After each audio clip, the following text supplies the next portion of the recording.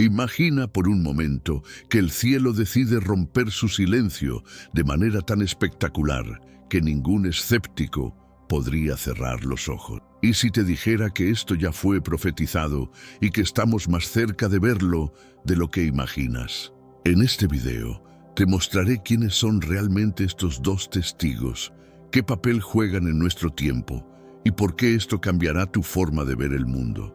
Dos figuras emergen en el corazón de una metrópoli que ha visto correr más sangre inocente que cualquier otra ciudad en la historia.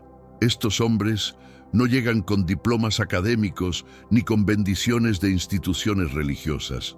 Vienen envueltos en tela de luto, proclamando verdades que harán que multitudes prefieran taparse los oídos antes que enfrentar la realidad.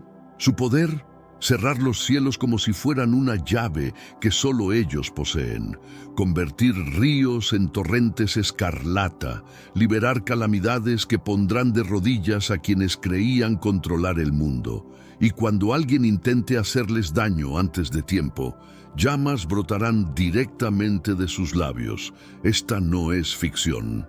Es la narrativa más cruda que Juan el Revelador plasmó en el capítulo 11 del Apocalipsis. Una profecía que durante siglos permaneció enterrada entre símbolos y criaturas místicas, pero que ahora cobra vida cuando entendemos que habla de algo tan real como el suelo que pisas. La ciudad donde todo esto sucederá lleva un nombre que resuena en la historia: Jerusalén. Pero el texto bíblico la describe con términos que harían temblar a cualquier devoto. La llama, en términos espirituales, Sodoma y Egipto. ¿Te das cuenta del impacto? La ciudad santa, transformada en símbolo de corrupción moral y esclavitud espiritual. Es como si el propio cielo advirtiera que incluso los lugares más sagrados pueden convertirse en territorio rebelde. Juan no describe una alegoría teatral. Sus palabras pintan acontecimientos reales que se desplegarán ante cámaras del mundo entero. Estos dos testigos caminarán por calles que una vez se empaparon con la sangre del Cordero, vestidos de duelo, denunciando todo lo que la humanidad prefiere mantener oculto. Pero aquí viene lo que pone los pelos de punta. Mientras predican, cualquiera que trate de lastimarlos se encontrará con fuego saliendo de sus bocas. No es metáfora poética. Es el sello viviente de que el Dios que habla también protege cada palabra hasta el segundo exacto que Él determine. El escenario de Jerusalén se vuelve aún más intenso cuando Juan describe un templo medido por orden divina, pero con los patios exteriores entregados a los gentiles. Es como si partes sagradas fueran deliberadamente expuestas a la profanación. En este espacio contaminado, estas dos figuras brillan como antorchas encendidas en medio de una oscuridad que el mundo se niega a reconocer. Durante su ministerio, muchos intentarán silenciarlos, pero todos los esfuerzos serán inútiles hasta que se complete el tiempo señalado. Una cuenta regresiva marcada no por relojes humanos, sino por el cronómetro del cielo. Y cuando finalmente su testimonio parezca llegar a su fin, la bestia que emerge del abismo luchará contra ellos, los vencerá y los ejecutará. Sus cuerpos quedarán expuestos en la misma plaza donde el Señor fue crucificado. Juan no usa estas palabras a la ligera. Llama a esa plaza espiritualmente Sodoma y Egipto. Y lo que hubiera sido imposible de imaginar para cualquier persona del primer siglo, Él lo revela sin titubear. Pueblos, tribus, lenguas y naciones verán esos cuerpos sin vida.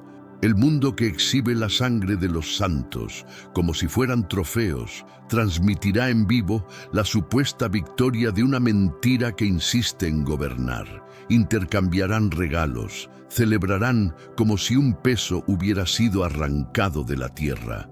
Pero lo que no comprenden es que mientras se burlan, cada cámara que registra el silencio de la plaza está preparando el escenario para un escándalo aún mayor. Porque estos testigos no son meros símbolos, son hombres de carne y hueso que caminan, hablan, enfrentan, mueren y resucitan para que nadie dude de que el trono aún gobierna por encima de todo imperio.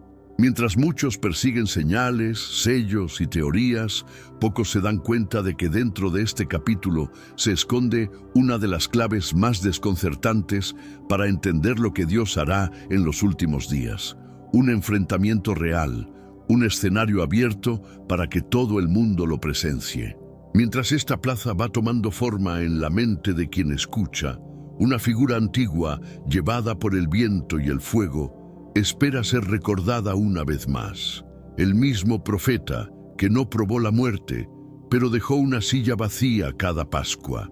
Tal vez él sea más que un recuerdo. Tal vez sea la primera pista para una pregunta que nadie tiene el valor de responder. Mientras la imagen de esa plaza expuesta en Jerusalén aún flota en la mente, surge el aliento de una memoria tan antigua como los reyes de Israel. Un hombre que, a diferencia de tantos otros, no conoció el polvo frío de la sepultura.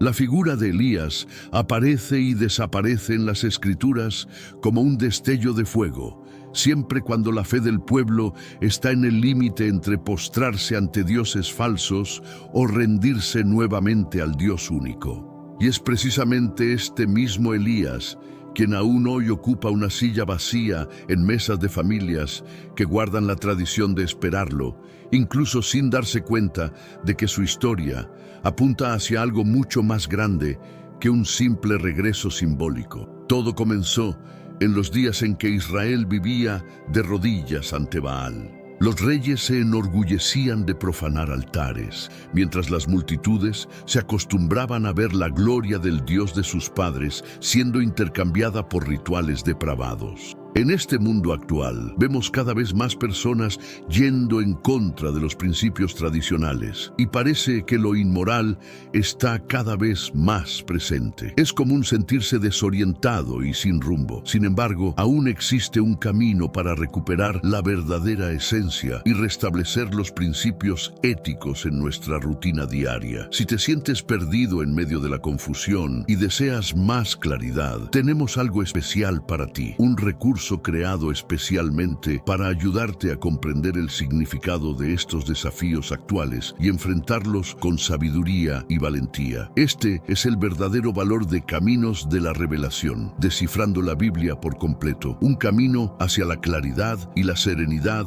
a través de sus enseñanzas. Lo mejor de todo es que está disponible ahora, en el primer comentario fijado. No pierdas esta oportunidad de transformar tu vida y descubrir el propósito genuino de estos desafíos. Ahora volvamos al tema principal del vídeo, pero entre ellos se alzó un hombre que nadie logró comprar o intimidar. Primero de Reyes, capítulo 17, registra las palabras que cambiaron el cielo. Vive Jehová, Dios de Israel, en cuya presencia estoy, que no habrá lluvia ni rocío en estos años, sino por mi palabra. Fue como si Elías tuviera acceso a una llave oculta, un sello que cerraba las nubes. No era magia, era la fuerza de alguien que hablaba en nombre del Señor de toda la tierra. Durante 3 años y medio, la tierra se agrietó de sed. El pueblo corrió tras soluciones, pero no encontraba ni una sola gota. Pero antes, comparte este video con alguien a quien aprecias. Nuestra misión más grande en la tierra es difundir la palabra del Señor. ¿Sabías que muchas personas carecen de conocimientos por falta de contenido adecuado? Envíalo a ese grupo de WhatsApp o públicalo en Facebook. Estoy seguro de que no te arrepentirás. Y si te gustan videos como este, comenta abajo, quiero más. Así sabré si realmente lo disfrutas y definitivamente traeré contenido nuevo similar. Y cuando todos pensaron que ya no había esperanza, Elías apareció nuevamente en la cima del Carmelo. Allí, entre piedras rotas y un altar reconstruido con 12 piedras, invocó fuego del cielo, no para sí mismo, sino para que el pueblo viera que aún había un Dios que respondía. Y el fuego vino, consumiendo no solo el sacrificio, sino también el agua que corría alrededor de la ofrenda, como si dijera que cuando Él habla, ni siquiera las leyes naturales resisten. Pero hay algo que hace a Elías aún más desconcertante para quien trata de encajar sus piezas. El mismo hombre que desafió reyes, sacerdotes corruptos y multitudes manipuladas, terminó su jornada sin dejar siquiera una tumba. Segundo de Reyes, capítulo 2, describe el momento en que, caminando con Eliseo, un torbellino lo separó y un carro de fuego lo tomó. Eliseo gritó: Padre mío, carro de Israel y su gente de a caballo. Palabras que resuenan como una pista sobre quién realmente conducía ese instante. Elías desapareció en las alturas, no porque huyera, sino porque su misión aún no estaba completa. Malaquías, el último profeta del Antiguo Testamento, plantó la semilla que nunca se secó. He aquí, yo os envío el profeta Elías, antes que venga el día de Jehová, grande y terrible. Siglos después, ya no era el Carmelo, sino una colina humilde en Galilea. Un hombre vestido de pieles, comiendo miel silvestre, predicaba en el desierto: Arrepentíos, porque el reino de los cielos se ha acercado. Muchos miraron a Juan el Bautista y preguntaron si él era Elías. Él mismo dijo que no lo era. Pero Jesús, en Mateo capítulo 17, reveló algo que confunde e ilumina al mismo tiempo. Juan el Bautista vino en el espíritu de Elías, pero aún así, Elías vendrá y restaurará todas las cosas. Esta brecha en el tiempo es como una rendija de luz entre las páginas de la profecía. El espíritu vino, pero el hombre aún falta. Lo que hace a Elías tan esencial es más que su final sin muerte. Es el fuego que lleva como marca. Desde el Carmelo, pasando por el torbellino hasta el monte de la Transfiguración, donde apareció junto a Moisés delante de Pedro, Santiago y Juan. Elías es el símbolo del profeta que se rehúsa a apagarse. Mientras muchos dudan, la silla continúa vacía en la mesa pascual, esperando a aquel que interrumpió la lluvia y llamó al fuego. Y cuando se lee Apocalipsis capítulo 11, es difícil no ver la semejanza. Dos testigos que cierran el cielo, que claman contra una generación vendida, que enfrentan a la bestia cuando nadie más se atreve a levantarse. El misterio de la plaza expuesta en Jerusalén es el escenario.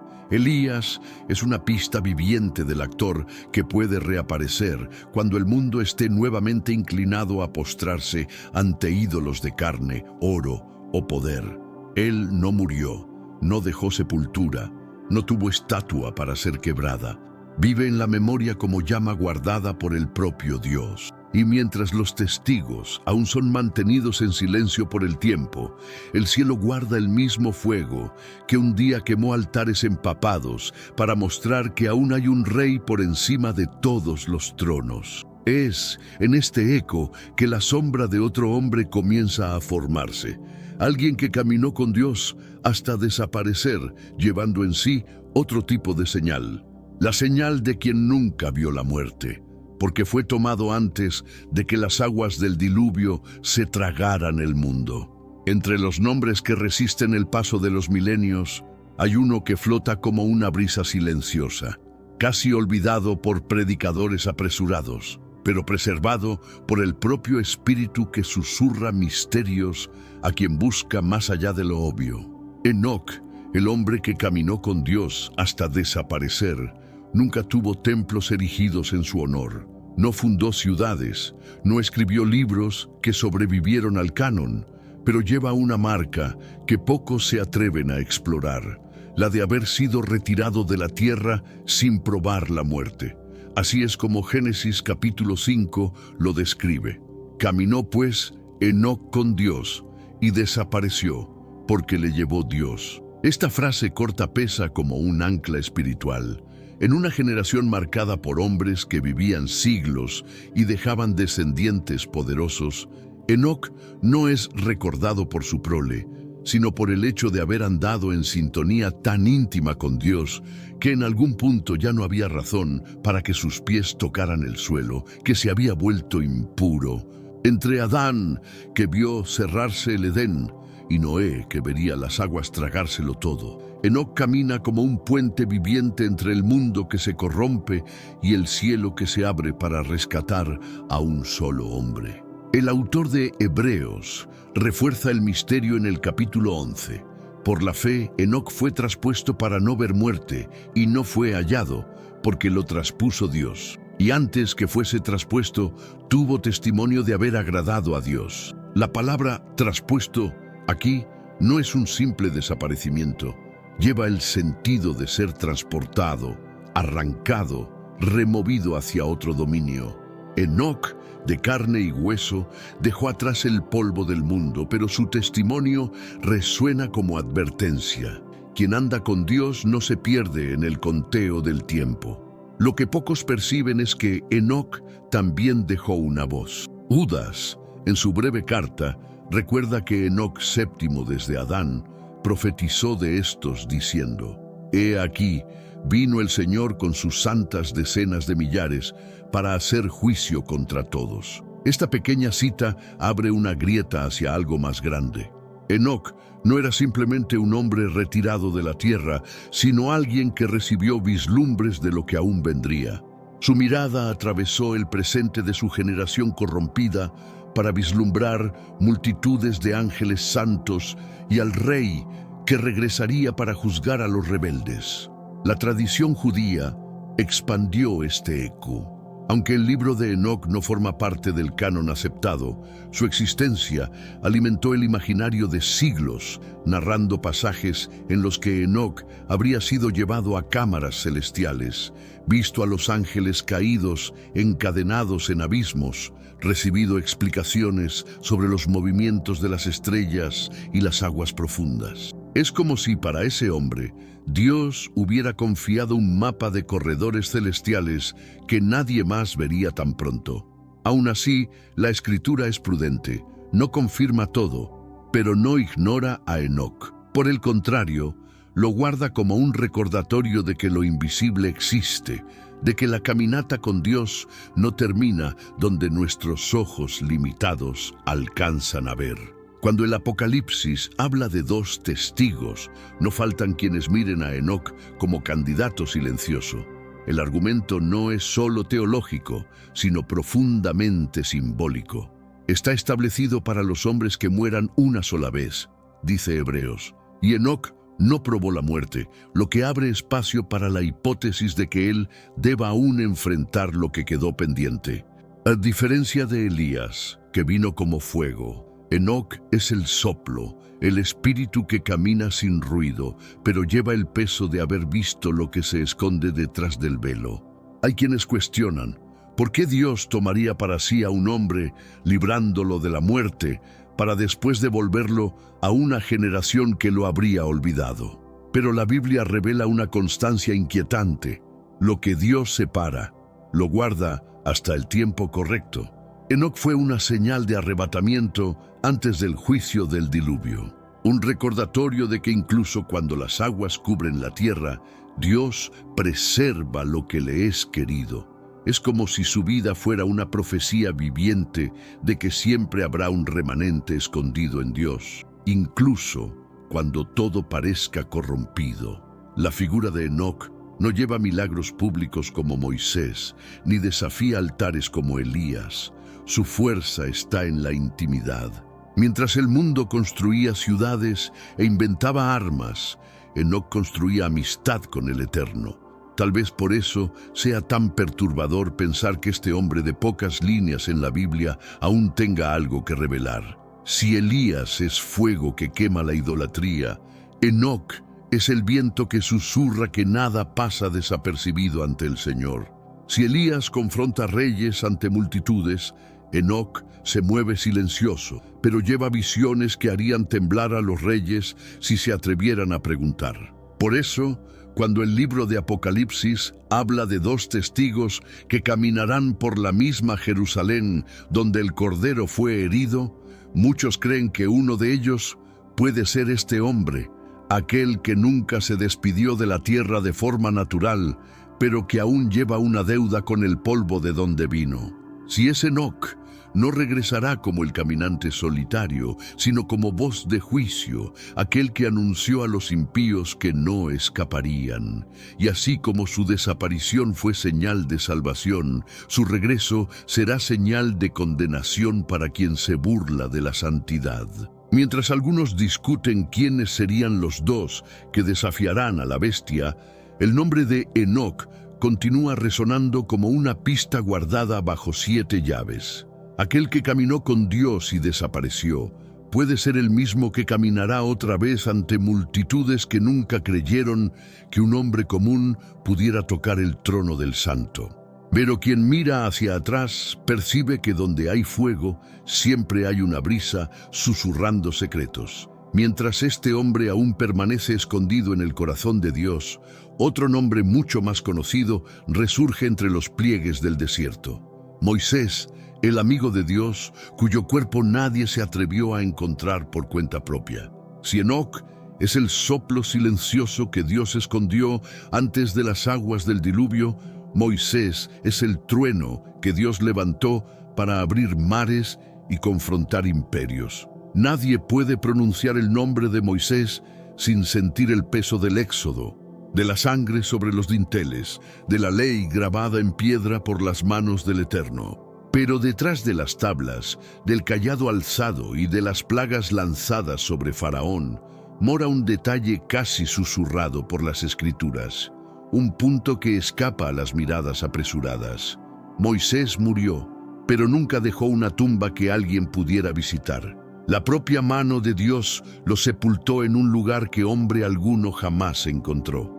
Deuteronomio, capítulo 34, describe la escena casi con ternura. El siervo sube solo al monte Nebo, divisa la tierra prometida desde lo alto, y allí, acostado en el polvo, termina sus días. Pero el final de Moisés no es solo una nota de despedida.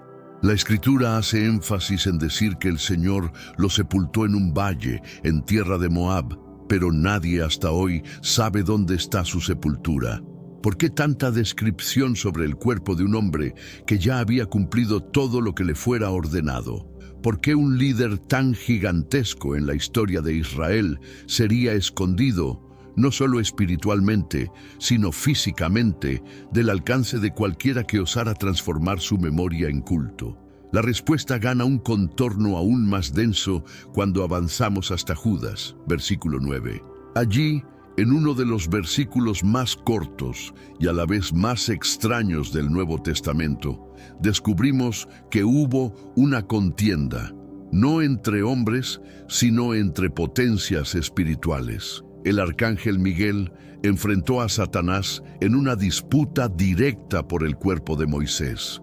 No se trataba del alma, no se trataba del legado, sino del cuerpo, el recipiente que había llevado la ley, el hombre que había subido solo ante Faraón, el libertador. Satanás lo deseaba, Miguel lo protegió, y el texto no explica nada más.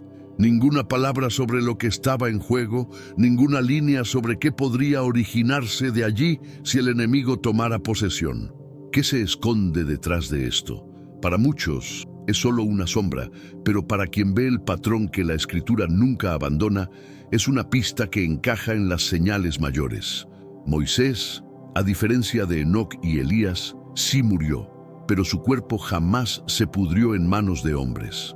Aquel que hablaba cara a cara con Dios en la tienda del encuentro, que veía la gloria como pocos osaron ver, fue mantenido lejos de cualquier corrupción idolátrica. En esa época, muchos pueblos hacían de los sepulcros lugares de culto a los muertos. Tal vez el Señor ocultó a Moisés para que ningún altar fuera erigido al hombre que subió al Sinaí, sino al Dios que lo llamó. Lo que pocos conectan es que Moisés no desapareció para siempre. Siglos más tarde, el mismo rostro que se escondió en la hendidura de la roca cuando la gloria pasó, apareció en una noche de revelación rara en lo alto de un monte en Galilea. Mateo, capítulo 17, describe cómo Jesús tomó a Pedro, Santiago y Juan y fue transfigurado delante de ellos. Su rostro resplandeció como el sol, sus vestidos se volvieron blancos como la luz, y allí, conversando con él, estaban Elías y Moisés. No era una visión aislada, no era alegoría, eran hombres reales, identificables, dialogando con el Hijo antes de la cruz. Pedro vio, Santiago vio, Juan vio. Y el Espíritu guardó ese relato para que nadie dudara de que Moisés, aún muerto, estaba activo, de forma que hombre alguno podría manipular. ¿Por qué Moisés? Porque si Elías representa el fuego profético, Moisés es la ley viva. Uno lleva el peso de desafiar ídolos, el otro lleva el patrón de justicia que expone el pecado. En el monte de la transfiguración no estaban allí como estatuas, estaban en cuerpo glorificado, testificando que la ley y los profetas se cumplirían en aquel que brillaba entre ellos. Fue un vislumbre de lo que muchos creen ser el sello de que Moisés podría ser uno de los dos testigos del Apocalipsis. Después de todo, ¿qué otro profeta confrontó reyes, liberó plagas, transformó agua en sangre y abrió el mar para liberar a un pueblo esclavizado? Apocalipsis capítulo 11. Habla de testigos que tendrán poder para cerrar el cielo para que no llueva, herir la tierra con toda clase de plagas, transformar las aguas. ¿Quién mejor lleva esta marca sino Moisés, el hombre del cayado que se volvió serpiente, del Nilo que se volvió sangre, del cielo que envió lluvia de granizo mezclada con fuego? Cada detalle que Juan describe encuentra eco en la trayectoria de Moisés, pero no como una repetición ciega. Es como si toda la historia fuera un ensayo para un último enfrentamiento, cuando el Egipto que él enfrentó antaño no será apenas un imperio físico, sino el espíritu de opresión encarnado en la bestia que sube del abismo. Y si alguien aún se pregunta por qué Dios permitiría que Moisés regresara, basta recordar que el mismo que apareció en la transfiguración estaba allí para testificar que el reino que vendría no se construye solo por profecía, sino por justicia. Elías, el fuego, y Moisés, la ley, testificaron de Cristo una vez. Tal vez testifiquen otra vez cuando el mundo entero necesite señales que no pueden ser fabricadas. Moisés no dejó una tumba, pero dejó un cayado alzado en el imaginario de cada generación. El cayado que abrió mares también apunta hacia un futuro, donde abrirá, si es necesario, la separación entre el engaño y la verdad. Mientras tanto, la plaza de Jerusalén permanece en silencio, como si aguardara que el polvo de un milagro se mezcle otra vez con la sangre de profetas. Y cuando se habla de señales, la Escritura no se detiene en nombres. Apunta hacia el perfil que Dios mismo reveló, señales que marcan a quien Él envía para que el mundo no confunda lo falso con lo verdadero. Si fuera posible levantar un retrato detallado de estos dos testigos, no sería pintado con líneas suaves o colores blandos. Lo que la Escritura ofrece es un contorno que mezcla fuego, juicio, llagas, nubes cerradas y ríos teñidos de sangre. Es como si Dios, al revelar a Juan el perfil de estos hombres, quisiera hacer imposible cualquier imitación que viniera de las manos de falsos profetas. Y aquí cada detalle que brota de Apocalipsis capítulo 11 muestra que lo que se levantará no es apenas una voz, sino un poder encarnado en la autoridad de quien habla en nombre del trono. Juan escribe sin rodeos. Estos testigos tienen poder para cerrar el cielo a fin de que no llueva en los días de su profecía, y tienen poder sobre las aguas para convertirlas en sangre, y para herir la tierra con toda plaga cuantas veces quieran. Son palabras que dibujan en la mente de quien lee un paralelo que pocos tienen valor de encarar de frente. El primer eco viene de Elías, el profeta que se atrevió a interrumpir las nubes sobre Israel por 3 años y medio. No fue mera sequía natural, sino una sentencia que salió de su boca, respaldada por un altar empapado de agua y consumido por fuego descendido del cielo. Fue la prueba viviente de que el cielo obedece la voz de quien está en alianza con el Rey del universo. La segunda sombra se proyecta sobre Moisés, que un día se paró frente al Nilo y vio sus aguas cristalinas teñirse de rojo profundo, anunciando plagas que tragarían a Egipto hasta que el corazón de Faraón se rindiera. Él alzó el cayado para abrir mares, pero también alzó la voz para liberar juicios que destruían cosechas, mataban primogénitos y mostraban que no había Dios egipcio capaz de resistir al Dios de Israel. Cada plaga, cada gota de sangre, cada granizo mezclado con fuego que cayó sobre el suelo de un imperio arrogante, es como un bosquejo de lo que se repetirá a escala global cuando estos testigos caminen entre muros y cámaras, predicando lo que nadie quiere oír. Enoc, por su parte, no trae señales de juicio material registradas en la Torá, pero lleva algo tan peligroso como la palabra profética que denuncia. Judas hace énfasis en recordarlo como el hombre que caminó con Dios, pero también como el que anunció que el Señor vendría con millares de sus santos para hacer juicio contra toda impiedad. Si Moisés y Elías actuaron en el campo físico, cielo, mar, plagas, Enoc representa el poder de la denuncia que desvela lo que se esconde. Su fuerza está en abrir el corazón de los hombres como si fuera un pergamino leído en plaza pública. El cilicio, vestimenta citada en Apocalipsis, no es adorno dramático, es un manto de luto que grita un mensaje silencioso. Quien lleva esta vestidura no busca aplauso, sino que llora por los que se perdieron. Es símbolo de humillación, de separación del orgullo. Mientras la bestia ostenta poder, corona, trono, estos dos testigos caminan cubiertos de cenizas, como si sus propias vidas fueran altares vivientes erigidos en medio de la plaza profanada. Y quien ose tocarlos antes de la hora marcada, siente el sabor del fuego que sale de sus bocas. Un detalle que recuerda el Carmelo cuando Elías llamó llamas del cielo, pero ahora el fuego arde de dentro hacia afuera. Zacarías en el capítulo 4 cose otro detalle que Juan no ignora. El profeta vio dos olivos al lado de un candelabro de oro.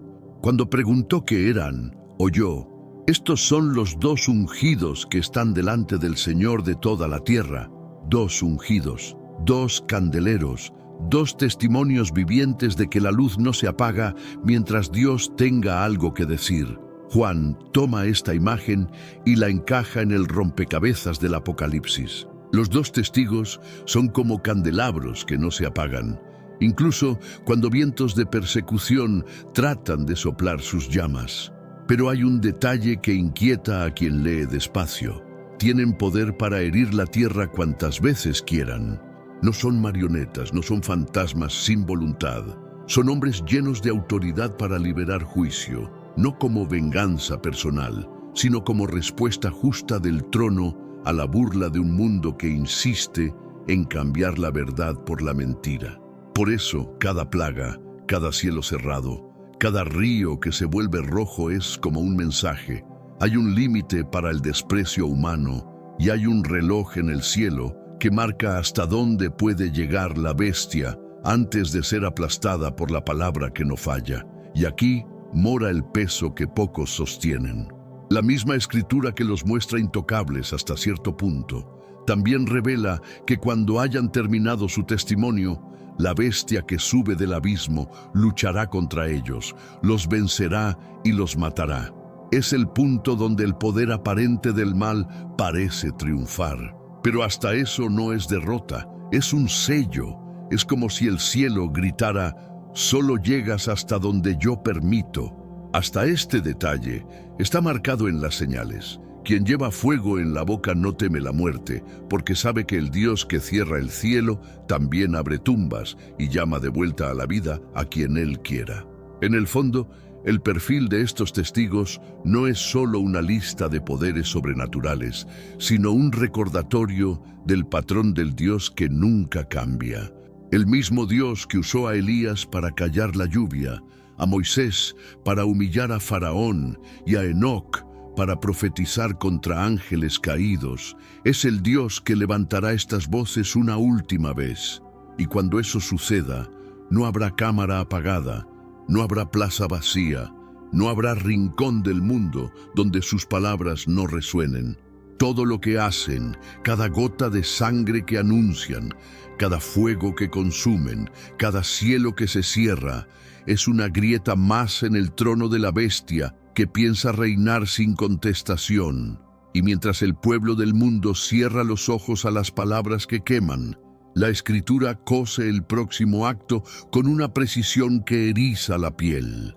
Porque todo este poder, toda esta autoridad, toda esta señal grabada en carne y huesos apuntan hacia un punto de ruptura que nadie osa imaginar.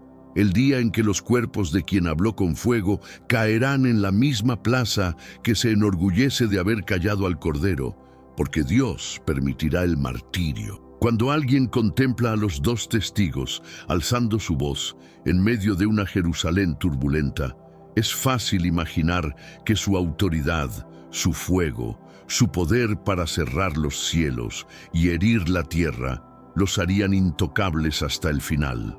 Pero la profecía revela un detalle que rasga el sentido humano de victoria. Por más poderosas que sean sus palabras, por más impenetrable que parezca su manto de unción, llegará el día en que caerán. Y caerán no en la soledad de una noche escondida, sino bajo la luz cruel de una plaza abierta, donde los ojos del mundo entero registrarán cada segundo de su silencio. Apocalipsis, capítulo 11, no economiza en este punto. Cuando hayan acabado su testimonio, la bestia que sube del abismo hará guerra contra ellos, y los vencerá y los matará. Es una frase que lleva un peso que pocos osan rumiar despacio. La bestia no sube mientras ellos hablan, sino cuando el testimonio se cumple, cuando cada palabra ya fue lanzada como semilla y también como espada. La permisión de Dios para que el mal toque a quien Él mismo envió es un golpe en la teología de quien piensa que la fidelidad impide el sufrimiento. Por el contrario, el martirio siempre fue el sello de autenticidad para aquellos que llevaron la verdad hasta el límite del aliento. El texto es aún más perturbador porque detalla lo que seguirá. Sus cuerpos no serán recogidos por discípulos temerosos, como pasó con el Maestro en la noche de la cruz. No habrá José de Arimatea pidiendo el cuerpo. No habrá sepultura prestada de piedra. Los testigos quedarán tendidos en el corazón de la ciudad grande, la misma Jerusalén, donde el Cordero fue clavado en el madero. Y Juan no la llama apenas Jerusalén, la llama espiritualmente Sodoma y Egipto. Es como si el Espíritu, al dictar estas palabras, quisiera recordar a todo el mundo que la ciudad donde Dios plantó su nombre también puede convertirse en el corazón endurecido de los hombres, en un escenario de depravación y esclavitud. La escena es brutal. Los de los pueblos, tribus, lenguas y naciones verán sus cuerpos muertos. No es un crimen local ahogado por el ruido de multitudes. Es un espectáculo global. El mismo mundo que antaño celebraba la crucifixión de Cristo entre burlas, ahora aplaude la muerte de quien vino a repetir el patrón del enfrentamiento. Pero esta vez hay cámaras, satélites, pantallas brillando en todos los usos, y cada pantalla lleva el mismo sabor, la victoria del engaño sobre la voz que clamaba. Apocalipsis 11 dice que los moradores de la tierra se regocijarán sobre ellos y se alegrarán y se enviarán regalos unos a otros. Es una Navidad profana, un feriado de tinieblas, donde el regalo es el silencio de quien expuso la podredumbre. Para el mundo es una victoria, para el cielo es una cuenta, porque nadie muere fuera del horario decretado por el trono. La bestia sube del abismo, pero no por cuenta propia. Hay una permisión misteriosa, un punto donde Dios autoriza que el mal atraviese una línea solo para mostrar que incluso cuando parece triunfar, está preso a cadenas invisibles. No hay mártir sin sentido en la economía de Dios. Cada gota de sangre, cada suspiro silenciado en la plaza, es una semilla que explota debajo de la tierra cuando llega el momento correcto. El detalle que eriza a quien lee Es el tiempo. 3 días y medio de cuerpos expuestos. Los mismos 3 que resuenan en la memoria de quien recuerda al Hijo del Hombre en su sepulcro prestado. Pero aquí no hay piedra rodada por discípulos. Aquí hay cámaras, drones, periodistas que harán del cuerpo muerto un titular. Hay celebridades publicando memes. Hay líderes mundiales declarando que finalmente la voz incómoda fue callada. Hay una fiesta profana de regalos intercambiados. Una inversión del espíritu que dio dones a los hombres como si el infierno tuviera su Navidad invertida. Y aún así, la plaza abierta no es el final. Es un retrato de lo que hace el corazón humano cuando piensa haber vencido a Dios. Cuelga profetas en plazas, exhibe cuerpos como trofeos, se burla de la muerte como si fuera definitiva. Fue así con los profetas de Israel que murieron entre piedras. Fue así con Juan, el Bautista decapitado en el banquete de Herodes. Fue así con Esteban, que tuvo su rostro iluminado mientras piedras pesadas reventaban sus huesos. Y por encima de todos, fue así con el Cordero mudo delante de Herodes y Pilato. Jerusalén, Sodoma, Egipto, las ciudades todas esas en una, lugar de sacrificio, lugar de suciedad moral, lugar de opresión espiritual. Por eso Dios permite el martirio, porque nada grita tan alto al cielo como la sangre de quien permanece fiel, incluso ante la espada. Cada gota caída en la plaza es una acusación contra la bestia. Cada cámara que enfoca el cuerpo muerto está, sin saberlo, anunciando lo que vendrá. Porque si el poder de los testigos era cerrar cielos y abrir heridas en la tierra, su silencio expuesto es el portal para un juicio aún mayor. El mundo ríe del cuerpo inmóvil, pero el espíritu que un día se movía sobre las aguas no duerme. Hay un soplo guardado en el corazón de Dios, un viento que cuando se libera hace que huesos se unan, piel se recomponga y ojos se abran. Y mientras el pueblo celebra alrededor del cuerpo frío, el trono aguarda el último tic-tac del reloj profético. Para quien observa, la pregunta permanece: si Dios tiene poder para guardar, ¿por qué permitir que el mal toque al justo? La respuesta no cabe en una fórmula fácil, pero se dibuja en el patrón que Él mismo estableció. Para que haya resurrección pública, es preciso que la muerte acontezca en plaza abierta. Para que el mundo vea el triunfo final, es necesario que la bestia saboree la ilusión de haber vencido. Para que el miedo sea aplastado, es necesario que la fidelidad brille hasta el último segundo de aliento. Y así como Jerusalén derramó sangre inocente antes, una vez más guardará en sus calles la memoria de que no hay plaza tan sucia que impida al Espíritu levantar lo que Él mismo envió. Mientras tanto, las cámaras continúan filmando, los regalos continúan intercambiándose, la bestia se vanagloria de su conquista, pero en el cielo la orden no cambia. El mismo que susurró a Lázaro, «Sal fuera», guarda en su soplo la voz que rasgará el silencio cuando la plaza piense que el espectáculo terminó. Es allí, en medio de la risa profana, que el próximo acto comienza a formarse. Un acto que ninguna lente del mundo podrá explicar cuando la muerte sea forzada a devolver lo que no podría haber guardado. Hay una escena que por sí sola desafía toda la lógica que el mundo conoce sobre poder, derrota y victoria. Es el tipo de momento que parte la historia en 2 líneas. De un lado, la risa ahogada por la arrogancia de quien piensa haber vencido a Dios. Del otro, el silencio cargado de un soplo que nadie sabe de dónde viene. Cuando los 2 testigos caen en la plaza, la bestia canta victoria. Los pueblos intercambian regalos, los noticiarios repiten el titular que resuena en toda lengua. La voz que incendiaba la tierra fue callada. Pero allí mismo, en el polvo y la burla, el cielo prepara el acto más imposible de ignorar. Juan escribe en Apocalipsis capítulo 11 que después de 3 días y medio entró en ellos el espíritu de vida enviado por Dios. Es casi como si cada segundo de exposición fuera una cuenta regresiva para un milagro público. Mientras las cámaras se acomodan para exhibir la decadencia, el trono se inclina para susurrar al polvo. Aquel mismo soplo que en el Edén hizo del barro un ser viviente, vuelve a tocar carne fría tendida en plaza abierta. Y lo que sucede a continuación no es una señal escondida en la penumbra de una tumba, es una explosión de vida en la luz dura de una multitud que se burlaba. La Biblia es clara, cayó gran temor sobre los que los vieron. No hay escapatoria, no hay forma de silenciar el espanto. El mundo, que se enorgullecía de asistir a la muerte transmitida en vivo, ahora asiste a la vida rasgando la muerte, sin filtro, sin edición.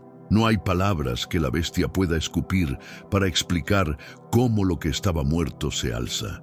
No hay titular que logre girar la narrativa para justificar, porque esos cuerpos ensangrentados, que fueron dejados como basura espiritual, respiran nuevamente con una autoridad que no necesita discurso.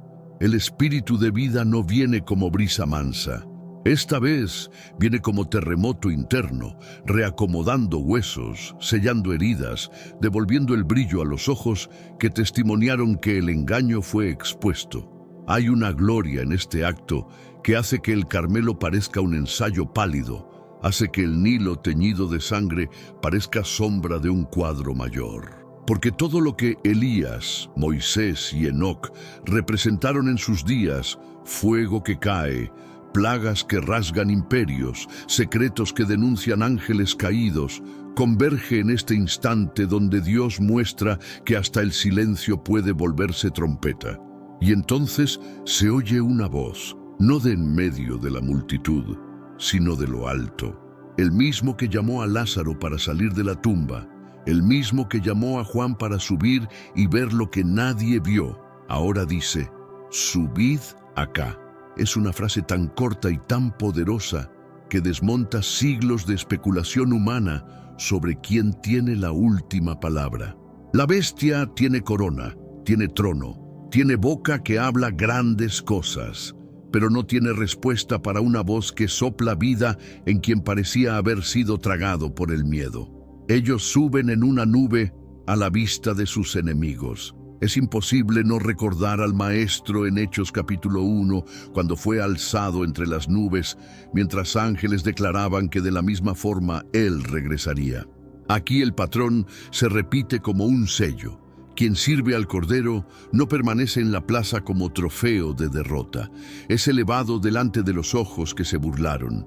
La subida es pública, no para humillar a los enemigos, sino para probar que la muerte nunca tuvo autoridad última sobre aquellos que guardan el testimonio. Juan no habla de fuego consumiendo la plaza, no habla de espadas descendiendo en ese momento.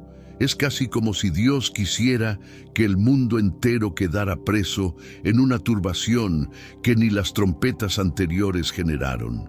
El silencio se vuelve predicación, la subida se vuelve sentencia, y cada rostro que se esconde, cada boca que se calla, lleva el peso de saber que nada puede detener lo que sale del trono. Es un escándalo. No solo para Jerusalén, sino para Sodoma y Egipto, que habitan en cada sistema que trató de enterrar la palabra con placas de cemento. La imagen es viviente. Dos hombres vestidos de silicio, marcados por días de fuego, se alzan sobre nubes. Mientras tanto, la plaza ya no tiene voz. No hay fiesta, no hay intercambio de regalos, no hay risa que se sostenga. E irónicamente, esta subida señaliza que un reino está a punto de aplastar todo aquello que pensó dominar. Es la semilla del toque de la séptima trompeta, el prenuncio de un reino que no se negocia, no se corrompe, no se calla. El detalle que pocos perciben es que esta resurrección no está aislada. Es el eco de lo que pasó cuando Cristo salió de la tumba, rasgando velos y rompiendo rocas. Es el aviso de que el mismo Espíritu que levantó al Hijo está al acecho para levantar a cada testigo silenciado, cada voz despreciada, cada verdad enterrada. Es el recordatorio de que en el cielo la muerte es solo un corredor estrecho, no una celda cerrada. Mientras el mundo se esfuerza por procesar el escándalo, Apocalipsis planta un detalle que parece pequeño, pero rasga toda la arrogancia de la bestia. Cayó gran temor sobre los que los vieron. No es un miedo supersticioso, es el temor de quien percibe que se burló de lo que jamás podría controlar. Es el mismo temor que hizo que soldados cayeran como muertos al ver al ángel remover la piedra del sepulcro. Es el temor que sella corazones para el juicio que se aproxima. No hay piedra rodada por manos humanas aquí, no hay una tumba cerrada por soldados romanos. Hay apenas el cuerpo que se vuelve altar, la plaza que se vuelve púlpito, la nube que se vuelve trono provisorio, hasta que el Cordero regrese para aplastar el trono de quien se alimentó de mentiras. Y si alguien aún piensa que todo termina con ese soplo de vida, Juan hace énfasis en coser un último hilo. El toque de la séptima trompeta está listo. Los cielos anuncian que el reino del mundo pertenece a quien nunca perdió el dominio. Pero antes de que el sonido de la trompeta rasgue el firmamento, queda una pregunta. Si los testigos se alzaron bajo la risa del mundo, ¿qué dice eso para quien hoy piensa que la palabra puede ser silenciada sin respuesta? Cuando el eco de la resurrección pública aún resuena por las calles, una pregunta no se silencia. ¿Qué significa todo esto para quien respira ahora, mucho después de que Juan registrara sus visiones? ¿Serían los dos testigos apenas una nota al pie para que estudiosos debatan fechas y nombres? ¿O habría algo pulsando detrás de esta historia que se rehúsa a quedar preso en las páginas de un pergamino antiguo? El Apocalipsis nunca fue un libro para curiosos de fin de semana. Es un portal hacia lo que permanece vivo, insistiendo en picar conciencias que preferirían dormir en paz. La Escritura planta la semilla de este impacto ya en el versículo 15 de Apocalipsis, capítulo 11. Los reinos del mundo han venido a ser de nuestro Señor y de su Cristo, y Él reinará por los siglos de los siglos. Esta trompeta, la séptima, no suena como una advertencia distante, sino como una sentencia que aplasta toda pretensión de dominio humano. No es apenas un cambio de trono, es una exposición pública de que detrás de cada imperio, cada régimen, cada sistema de control, siempre hubo un límite invisible que Dios permitió solo para mostrar que todo se doblará delante del Cordero. Cuando se mira el perfil de los testigos, silicio, fuego en la boca, cielos cerrados, aguas teñidas de sangre, todo eso apunta hacia un contraste violento con lo que el mundo llama poder. Hoy, muchos piensan que poder es silenciar lo incómodo, que autoridad es mantener todo dentro de una narrativa aceptable. Pero el Espíritu sopla a través de estos testigos como quien recuerda a cada generación que la verdad no pide permiso, no baja la cabeza, no negocia. Ellos hablan, enfrentan, caen, resucitan, no por gloria propia, sino para que quede evidente que nada puede enterrar lo que Dios decide alzar. El impacto se vuelve aún más cortante cuando se mira la forma como Juan describe a Jerusalén. Espiritualmente, Sodoma y Egipto, dos nombres que en la superficie parecen tan distantes de la ciudad santa. Sodoma lleva el peso de la perversión moral que trató de normalizar lo que era abominable. Egipto es el retrato de un sistema que esclaviza, que trata vidas como ladrillos en pirámides erigidas para ídolos muertos. Y allí, en ese lugar de mezclas, los testigos sangran, son expuestos y después alzados nuevamente. Es como si el Espíritu gritara para cada generación: toda cultura que celebra el pecado o aprisiona la verdad acabará expuesta por la voz profética que no muere. Este no es apenas un detalle para el fin de los tiempos, es un espejo para ahora. ¿Cuántos viven hoy en Sodoma espiritual, normalizando tinieblas, llamando progreso a lo que Dios llama ruina? ¿Cuántos construyen Egiptos modernos, sistemas donde el cuerpo, la mente y la fe son aplastados por gobernantes que se alimentan de la obediencia ciega? ¿Y cuántos incluso dentro de las filas de la fe, se sienten intocables, olvidando que Elías enfrentó reyes y falsos profetas, que Moisés quebró el cayado en Egipto, que Enoc apuntó el dedo hacia ángeles caídos. Estas voces no fueron levantadas para palacios de comodidad, sino para rasgar velos de engaño. Si hoy se habla de testigos, no se habla apenas de dos hombres que caminarán en una plaza futura, sino de un patrón que Dios nunca abandonó. Cuando el sistema se cierra, Él siempre levanta a quien abre la boca. Cuando la bestia se alza, Él siempre permite que alguien apunte la podredumbre detrás de la corona brillante. Por eso el cilicio es más que vestimenta. Es la piel espiritual de quien entiende que confrontar mentiras exige morir para la vanidad. El impacto no para ahí. El martirio público expuesto al mundo entero revela algo sobre el carácter de Dios que muchos prefieren ignorar. Él no es rehén de estrategias humanas, no hace marketing para suavizar la cruz. Si es necesario, permitirá que la verdad sangre en plazas, para que cada risa de escarnio sea testigo de que Él reina incluso en el aparente silencio. La bestia vence por 3 días y medio, quizás, pero toda victoria del mal es solo una ilusión, sostenida por una cuerda invisible que el trono sostiene. Cuando los testigos resucitan, el mensaje no es apenas escatológico, es un sello para cada generación. Todo lo que el diablo piensa haber callado, Dios puede reerguer. Cada voz tragada por el miedo, cada altar apagado por la opresión, cada familia dividida a causa de la verdad, todo eso es suelo fértil para que el espíritu de vida sople otra vez. Por eso, Apocalipsis no es apenas una carta para futuristas, es un aliento para los cansados, una espada para los cobardes, una antorcha para los que andan en la oscuridad de sistemas que se creen intocables. Y cuando Juan escribe que el reino se vuelve del Señor y de su Cristo, no está prediciendo una victoria política, sino una invasión de realidad contra la que nadie podrá votar. Ninguna ley, ninguna cultura, ninguna muralla es lo suficientemente alta para impedir que el rey se asiente donde ya es dueño. El impacto de los testigos es un aperitivo de ese gobierno. Quien piensa reinar hoy, gobierna bajo permiso. Quien piensa silenciar la palabra, trabaja para el día en que toda rodilla se doblará.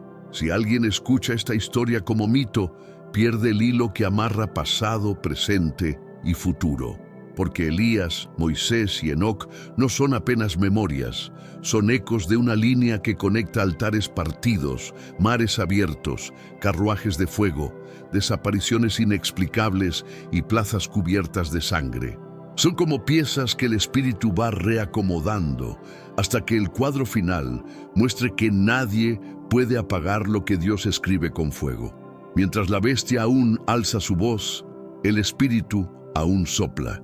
Mientras plazas se llenan de burla, el cielo se prepara para decir: subid acá, a quien guardó el testimonio hasta el final. Y cuando la trompeta suene, lo que era Sodoma, lo que era Egipto, lo que era Jerusalén, todo se volverá escenario del anuncio que Juan ya oyó. Los reinos del mundo han venido a ser de nuestro Señor y de su Cristo, y Él reinará por los siglos de los siglos. Hasta entonces, el silencio entre una profecía y otra es solo el intervalo para quien escoge oír, abrir los ojos y entender. Todo testigo que sangra hoy apunta hacia el trono que nadie jamás conseguirá enterrar. Cuando se mira todo lo que fue revelado, Elías, que no probó la muerte, Enoc, que caminó hasta desaparecer, Moisés, que enfrentó faraones y guardó secretos hasta ser visto en la gloria, es imposible no percibir que cada testigo, cada altar, cada plaza manchada, cada fuego que cayó del cielo apuntaba hacia un solo nombre. Cristo no es apenas el centro del Apocalipsis. Él es el principio y el fin de toda voz profética que jamás se cayó. Al final, los dos testigos no son apenas dos hombres misteriosos, son un recordatorio de que el cielo no se rinde incluso cuando el mundo se cubre de Sodoma y Egipto. Son el sello de que toda promesa se cumple en Jesús, el Cordero que fue muerto, pero está vivo. que venció a la bestia, al infierno y a la muerte, no en una plaza, sino en una cruz levantada para exponer al universo entero que no hay reino que se sostenga cuando Él habla. Consumado es. Mientras los cuerpos caen, Cristo permanece. Mientras la plaza se llena de burla, su sangre habla más alto que la risa del mundo. Y si hoy sientes el peso de haberte alejado, de haberte acostumbrado a un Egipto moderno o una Sodoma disfrazada, debes saber, el mismo soplo que alzó a los testigos en la plaza es el Espíritu que hoy sopla sobre huesos secos. Hay esperanza para quien se vuelve. Hay renovación para quien entrega el corazón. Tal vez hayas oído todo esto y percibido que tu corazón necesita volver al altar. Tal vez hayas sentido que, como un testigo, tú también necesitas levantarte, aunque el mundo ría, aunque la plaza parezca hostil. No importa cuán lejos hayas caminado, la voz que llama testigos también llama hijos de vuelta a casa.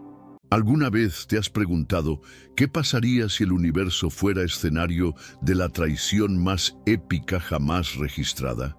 Hoy te voy a contar una historia que hará temblar todo lo que creías saber sobre el bien y el mal. Había un reino de luz absoluta donde jamás se conoció el conflicto, hasta que el ser más espectacular de toda la creación decidió escribir su propio destino. Su nombre era Lucifer, y no era cualquier criatura celestial. Era la joya de la corona divina, forjado con una perfección que desafiaba toda comprensión. Pero algo se rompió. Sus palabras resonaron como truenos en la eternidad.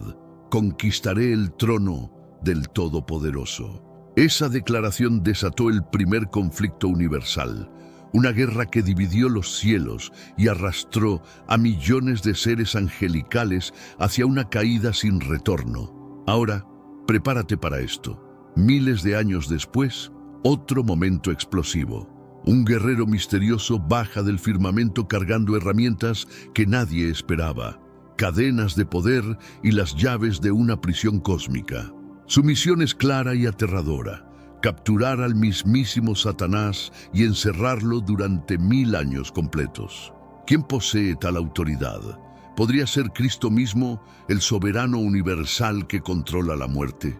Tal vez Miguel, el comandante supremo que ya había vencido al dragón. ¿O será Abadón, el enigmático señor del abismo?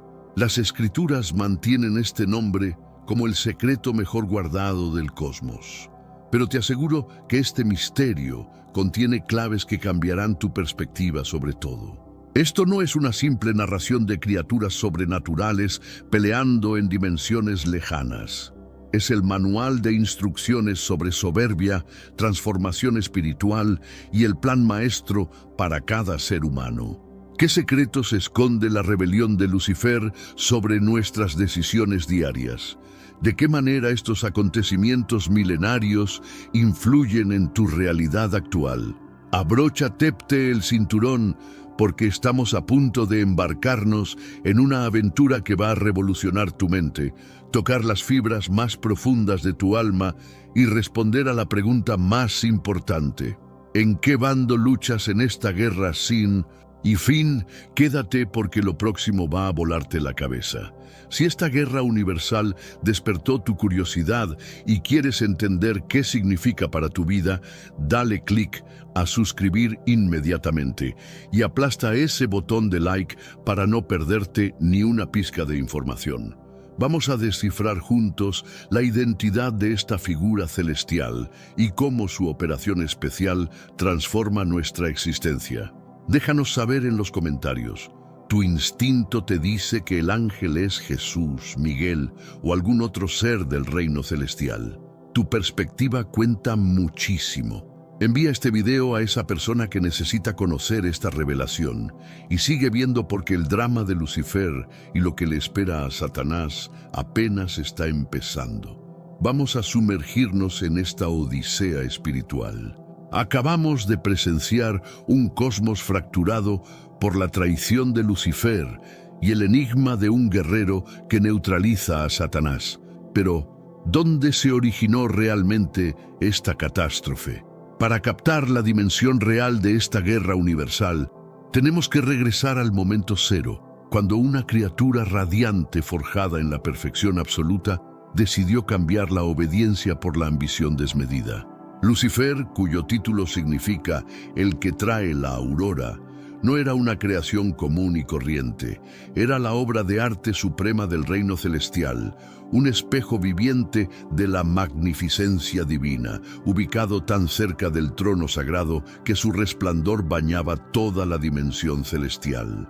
Las escrituras en Ezequiel 28:12 lo pintan como la culminación de la perfección, rebosante de sabiduría y hermosura sin igual, decorado con gemas que centelleaban como galaxias enteras.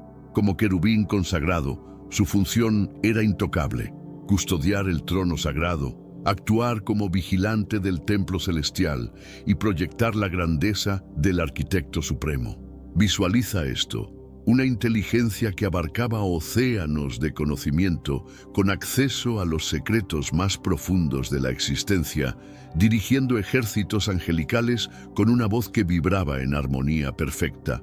Su belleza trascendía lo físico.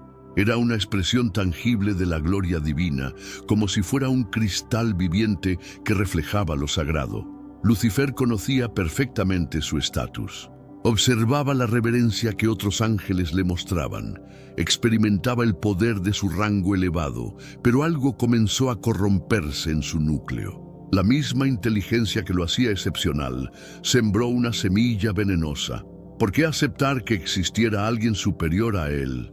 Si poseía tal magnificencia, tal perfección, ¿por qué no aspirar a igualar al arquitecto? Ezequiel 28:17 captura el momento de quiebre. Tu corazón se llenó de orgullo por tu hermosura y tu sabiduría se corrompió a causa de tu esplendor. En este mundo actual, vemos cada vez más personas yendo en contra de los principios tradicionales y parece que lo inmoral está cada vez más presente. Es común sentirse desorientado y sin rumbo. Sin embargo, aún existe un camino para recuperar la verdadera esencia y restablecer los principios éticos en nuestra rutina diaria. Si te sientes perdido en medio de la confusión y deseas más claridad, tenemos algo especial para ti, un recurso creado especialmente para ayudarte a comprender el significado de estos desafíos actuales y enfrentarlos con sabiduría y valentía. Este es el verdadero valor de Caminos de la Revelación, descifrando la Biblia por completo, un camino hacia la claridad y la serenidad a través de sus enseñanzas. Lo mejor de todo es que está disponible ahora, como un regalo, en el primer comentario fijado. No pierdas esta oportunidad de transformar tu vida y descubrir el propósito genuino de estos desafíos. Ahora volvamos al tema principal del vídeo. La arrogancia silenciosa como niebla infectó su esencia. Esta arrogancia no era mera vanidad superficial, era una ambición revolucionaria. En Isaías 14:13-14, Lucifer grita su deseo prohibido: escalaré hasta los cielos, por encima de las estrellas divinas estableceré mi reino. Me convertiré en igual al Altísimo. Su objetivo no era simplemente autoridad. Codiciaba el lugar de Dios, la veneración que pertenece únicamente al Creador. Desde su perspectiva parecía razonable. Dominaba misterios que otros ángeles no podían comprender. Su esplendor eclipsaba a cualquier otra criatura y su poder era indiscutible. Pero Lucifer ignoró una ley fundamental. Sin importar cuán extraordinaria sea una creación, jamás podrá usurpar el sitio de quien la originó. Esta ambición provocó una revuelta que alteraría el destino universal.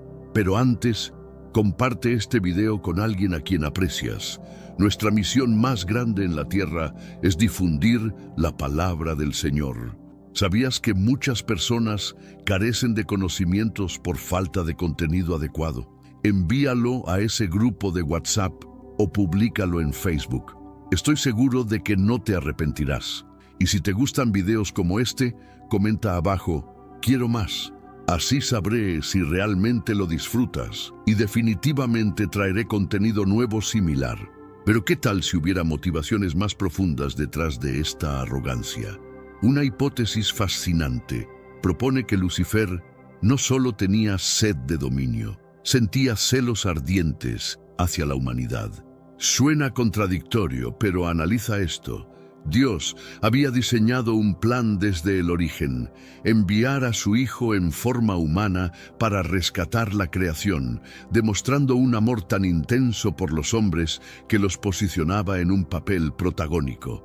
Contrario a los ángeles, diseñados como entidades espirituales para servicio, los humanos fueron moldeados a imagen divina con la habilidad extraordinaria de amar por voluntad propia, de decidir entre seguir al Creador o despreciarlo. Esta capacidad de elección, este regalo de amar auténticamente, era algo que los ángeles no poseían en la misma medida. Quizás al darse cuenta de que la humanidad ocuparía un sitio privilegiado en el afecto divino, Lucifer experimentó una envidia abrasadora. Él, la criatura perfecta, vio a seres frágiles formados de tierra recibir un privilegio que él nunca obtendría. Esta envidia pudo haber alimentado su insurrección. En Génesis 3:5, cuando seduce a Eva, sus palabras descubren su anhelo: seréis como dioses. Ofreció a la humanidad exactamente lo que él deseaba: la independencia para determinar el bien y el mal, para rivalizar con el Creador. Este fue su error catastrófico y quiso arrastrar a la humanidad por la misma ruta. Su influencia se volvió letal. Incapaz de conquistar el trono divino, Lucifer, ahora Satanás, dirigió sus ataques contra lo que Dios más valoraba: nosotros. Comenzó a mentir, contaminar y separar a la humanidad del Creador, partiendo el corazón divino. Pero Dios no se rindió. Ya tenía una estrategia, y en el centro de esa estrategia estaba Jesús, el Verbo eterno, preparado para cambiar la historia. Hagamos una pausa. La arrogancia de Lucifer lo llevó a perder absolutamente todo: su rango, su esplendor, su cercanía con Dios. ¿Has experimentado alguna vez el peso de la soberbia en tu existencia? Tal vez una decisión impulsada por ego o la urgencia de demostrar tu valor. ¿Cómo te impactó? Medita en esto y compártelo en los comentarios. ¿Qué crees que realmente impulsó a Lucifer a rebelarse? ¿Fue únicamente soberbia o algo más complejo como los celos? Tu punto de vista nos ayuda a construir este viaje en conjunto.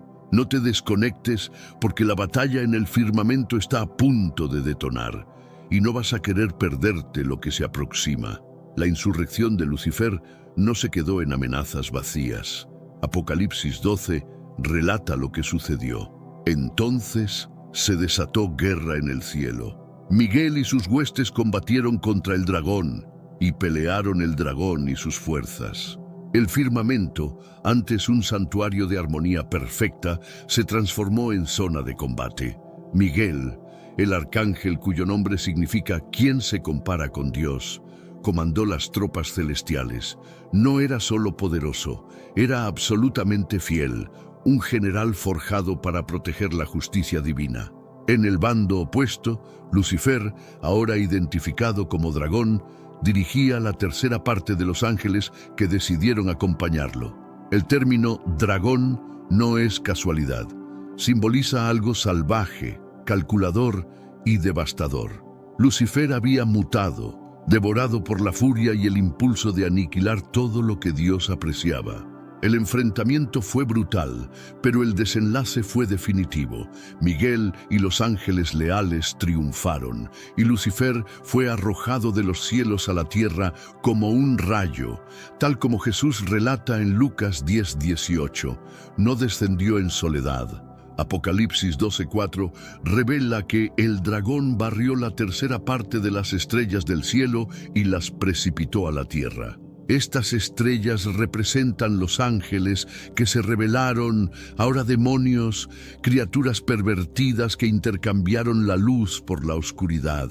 La caída de estos ángeles, anteriormente mensajeros de la verdad, los convirtió en operadores del caos, laborando para confundir y aniquilar. Satanás, ahora príncipe de este mundo, Juan 12:31, utiliza sus huestes para plantar dudas, terror y destrucción. Pero su derrota ya estaba determinada desde el inicio.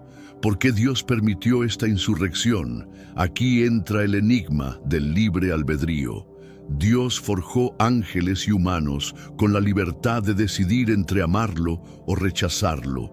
Si Lucifer hubiera sido eliminado instantáneamente, los otros ángeles podrían servir por terror, no por amor. Dios anhela lealtad auténtica, no sumisión forzada. Sabía que Lucifer lo traicionaría, pero permitió su decisión, igual que permite las nuestras. Esta libertad es lo que posibilita el amor genuino, pero también conlleva peligros. Lucifer escogió la arrogancia y su caída fue catastrófica. Perdió su gloria, su posición y se convirtió en el adversario, el enemigo de todo lo que es noble. Visualiza la escena, un firmamento en guerra, ángeles combatiendo y Lucifer precipitándose como un rayo. Es sobrecogedor, ¿no? Pero ahora reflexiona, si incluso un ángel tan magnífico se perdió por soberbia, ¿qué nos revela esto sobre nosotros? ¿Has meditado alguna vez sobre cómo la gratitud y la humildad pueden transformar nuestra visión? En los comentarios, relata una situación donde elegir la humildad marcó la diferencia en tu vida. No te alejes porque en el próximo capítulo revelaremos dónde estaba Jesús durante esta batalla y cómo aseguró la victoria. No vas a poder creer lo que viene después.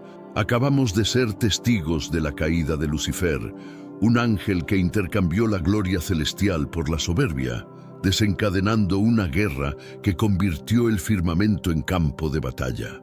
Pero una pregunta persiste: ¿dónde se encontraba Jesús mientras esto ocurría? Mientras Lucifer se engrandecía y Miguel comandaba a los ángeles fieles contra el dragón, ¿cuál era el papel del Hijo de Dios? La respuesta es tan impactante como inesperada y nos transporta al núcleo del diseño divino, donde el amor por la humanidad resplandece más intensamente que cualquier rebelión. Jesús no era un observador pasivo en aquella guerra cósmica. Estaba en el epicentro de todo, como la autoridad máxima que aseguró la derrota del mal y despejó el camino para nuestra redención.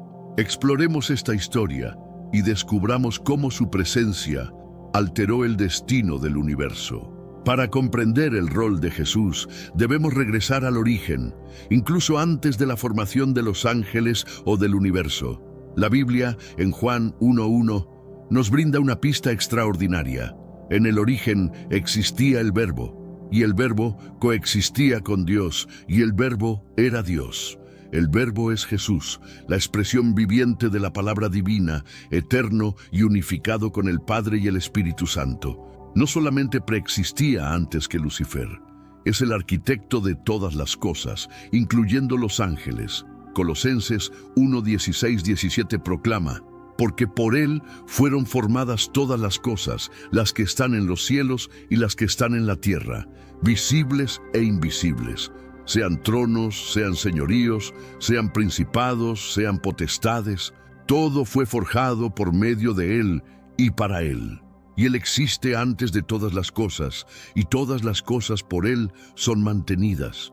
Esto significa que Lucifer, con toda su magnificencia y sabiduría, fue forjado por Jesús. Cuando el ángel rebelde desafió al Creador, desafió a quien le había otorgado existencia. Pero ¿por qué Jesús no intervino directamente, aniquilando a Lucifer en el momento de su traición? Aquí entra uno de los mayores enigmas del plan divino: el libre albedrío.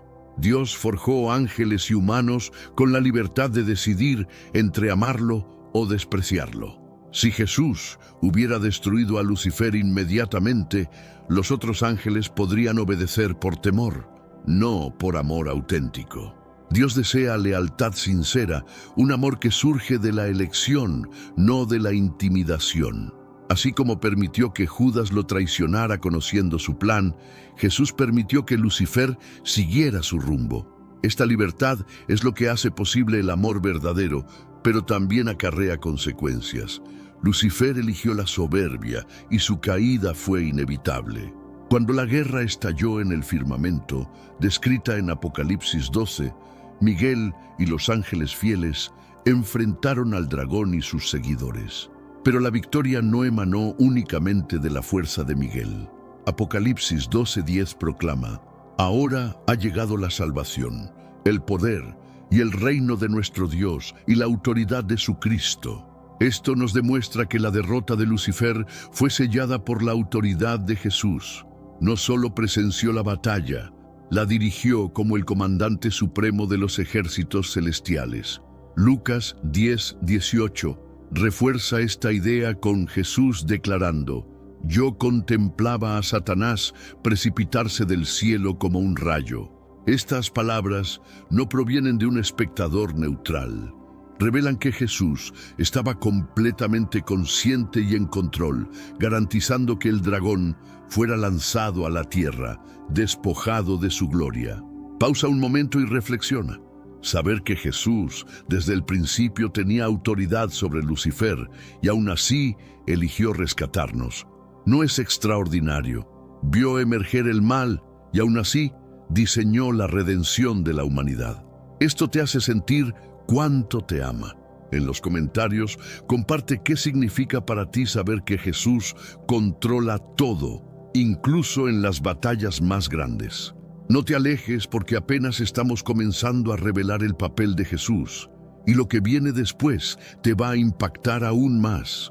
Pero el papel de Jesús trasciende el garantizar la derrota de Lucifer. Él es el núcleo del plan de Dios para la humanidad. Y es aquí donde la historia se vuelve aún más personal. Mientras Lucifer cayó por querer ser más de lo que era, Jesús eligió el camino contrario. Hebreos 2:14 nos dice que se hizo humano, compartiendo nuestra carne para destruir el poder de la muerte y liberarnos. ¡Qué contraste extraordinario! Lucifer quiso ascender a los cielos y cayó. Jesús descendió del cielo y nos elevó. Este amor sacrificial es la esencia del Evangelio y estaba operando incluso durante la rebelión celestial.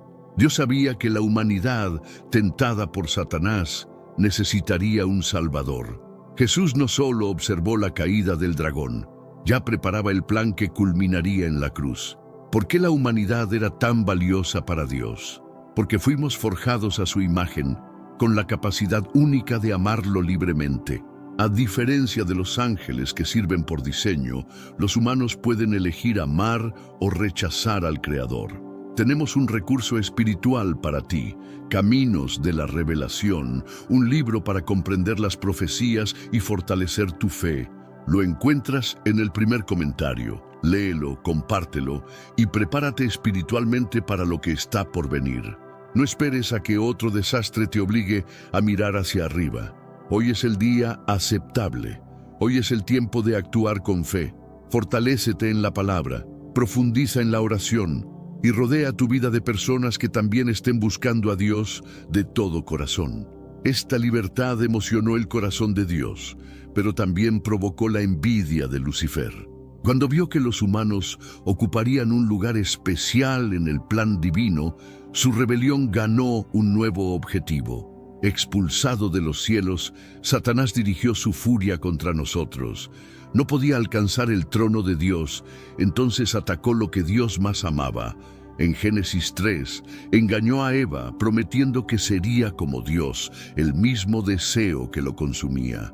Desde entonces, Satanás trabaja para alejarnos del Creador, sembrando mentiras, terror y destrucción. Pero Jesús nunca nos abandonó. Su autoridad es absoluta, como declara en Mateo 28:18, después de la resurrección. Toda potestad me ha sido conferida en el cielo y en la tierra. Cuando Lucifer intentó usurpar la gloria de Dios, fue la soberanía de Jesús la que garantizó su derrota. Cuando Miguel luchó contra el dragón, fue bajo el comando de Cristo que la justicia prevaleció. Y cuando Satanás cayó, Jesús ya planeaba la redención que nos alcanzaría.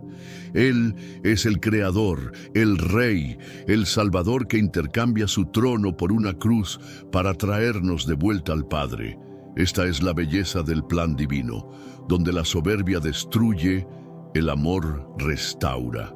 Reflexionemos juntos. Dios valora tanto nuestra libertad de elección que permitió incluso la rebelión de Lucifer. ¿Cómo estás utilizando tu libertad hoy? ¿Ya tomaste una decisión que te acercó o te alejó de Dios? En los comentarios, comparte una decisión que marcó tu jornada espiritual. No pierdas el próximo capítulo. Descubriremos quién es el ángel misterioso que aprisiona a Satanás en Apocalipsis 20. ¿Será Jesús, Miguel o algo completamente inesperado? Mantente conectado porque el misterio está a punto de intensificarse. Acabamos de ver a Jesús en el epicentro de la batalla celestial, asegurando la derrota de Lucifer con su autoridad suprema mientras diseñaba la redención de la humanidad. Su decisión de descender en humildad en lugar de buscar exaltación como el dragón nos demuestra el poder del amor divino. Pero la saga del conflicto entre el bien y el mal no concluye con la caída de Satanás del firmamento. Milenios después, la Biblia nos transporta a un momento escalofriante descrito en Apocalipsis 20. Un guerrero misterioso desciende portando una cadena reluciente y la llave de un abismo tenebroso, encarcelando a Satanás por 1000 años. ¿Quién es esta figura enigmática que revela su operación sobre el plan de Dios y cómo este evento tan distante impacta nuestra vida actual?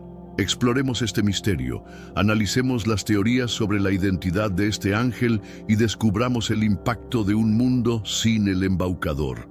La escena en Apocalipsis 20 es dramática, casi cinematográfica. Juan, exiliado en la isla de Patmos, recibe una visión que sacude la historia. Vi a un ángel que bajaba del cielo con la llave del abismo y una gran cadena en su mano. Sin vacilación, este ángel agarra a Satanás, llamado dragón, diablo, serpiente antigua, y lo lanza al abismo, sellándolo por 1000 años para que no engañe más a las naciones. No hay conversación, no hay resistencia. Es una acción directa, implacable, como si el destino del mayor adversario de Dios se cumpliera en silencio. Este momento marca un cambio radical. El caos que Satanás sembró desde el Edén se pausa, y el mundo respira sin el susurro del tentador. Pero la pregunta que resuena es, ¿quién tuvo autoridad para ejecutar tal hazaña? La Biblia no revela el nombre del ángel, y este silencio es lo que hace la escena tan intrigante. Su identidad no es decorativa, es fundamental para entender la autoridad detrás de la misión. Exploremos las principales teorías, comenzando por la más impactante. ¿Y si este ángel fuera el propio Jesús?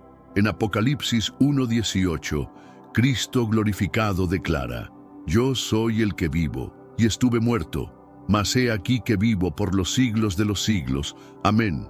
Y tengo las llaves de la muerte y del Hades». Esta declaración es poderosa. La llave, en la simbología bíblica, representa dominio absoluto. Quien la posee controla lo que entra y sale. Cuando Juan ve un ángel con la llave del abismo, es natural conectar con Jesús, que ya afirmó poseer tal autoridad. Además, el ángel del Señor en el Antiguo Testamento, que aparece a Agar, Abraham, Moisés y Josué, es frecuentemente interpretado como una manifestación de Cristo antes de la encarnación. Habla con la voz de Dios, recibe adoración y ejerce juicio, características que apuntan a su divinidad. Si Jesús es el ángel, la escena gana una dimensión majestuosa. El mismo que forjó a Lucifer, que vio su caída y planeó nuestra redención, ahora desciende para apresar al enemigo, sellando su derrota final. Pero hay un detalle que intriga. En Apocalipsis 20, el texto no lo llama Cordero, Rey de Reyes o Verbo de Dios, como en otros pasajes. Es simplemente un ángel. ¿Por qué el anonimato? Tal vez Juan, inspirado por Dios, quiso enfatizar la operación, no el título. El silencio puede ser intencional, mostrando que la autoridad divina no depende de etiquetas. Cuando se trata de Dios, hasta el silencio comunica poder. Reflexionemos. Imaginar a Jesús descendiendo con una cadena para apresar a Satanás es impresionante, ¿verdad? ¿Pero te intriga el misterio del anonimato? ¿Quién crees que es este ángel? ¿Jesús con las llaves del infierno u otra figura? En los comentarios, comparte tu teoría. No te alejes porque aún tenemos otras posibilidades fascinantes para explorar, y una de ellas te va a sorprender. Continúa viendo para descubrir quién más podría cumplir esta misión. Otra teoría apunta a Miguel, el arcángel guerrero. Su nombre, ¿quién como Dios?, es una declaración de humildad y lealtad. Miguel no es un ángel común, es un comandante celestial, siempre vinculado a conflictos espirituales intensos. En Daniel 10, enfrenta al príncipe de Persia, una entidad maligna. En Daniel 12, surge como el gran príncipe que protege al pueblo de Dios. Y en Apocalipsis 12, lidera a los ángeles fieles contra el dragón, expulsando a Satanás de los cielos. Dado su historial, Miguel parece un candidato natural. Ya derrotó a Satanás antes. Aprisionarlo sería el desenlace de una larga campaña celestial. Algunos incluso sugieren que Miguel es una manifestación de Jesús en su papel militar, pero otros hacen una distinción clara, viendo a Miguel como un ángel forjado, no divino. Esta teoría es sólida, pero también plantea preguntas.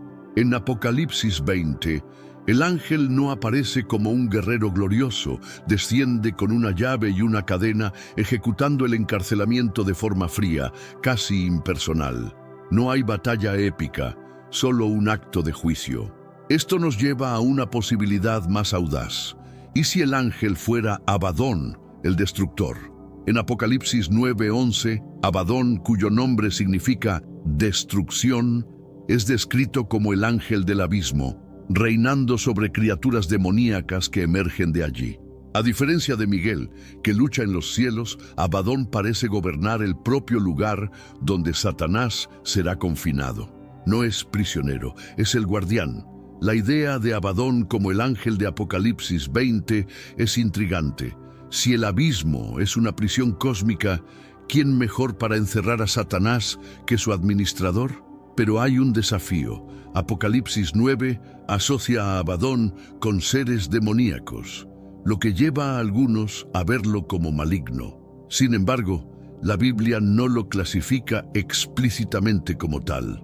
Dios utiliza ángeles con misiones destructivas como instrumentos de juicio, como el ángel que hirió a los primogénitos en Egipto, Éxodo 12:23. Abadón puede ser uno de esos agentes, temido pero obediente.